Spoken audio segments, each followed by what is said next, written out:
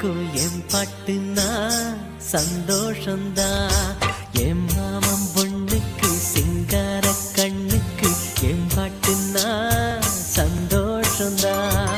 அம்மாடி ஓம் கொலுசு சத்தம் ஆதாரமா நெஞ்சில் நிற்கும். அழகே உன் பேர் சொன்ன கவிதை கொட்டும். செவ்வந்தி பூவுக்கும் தென்பாண்டி காத்துக்கும் என் பாட்டுனா சந்தோஷந்தா.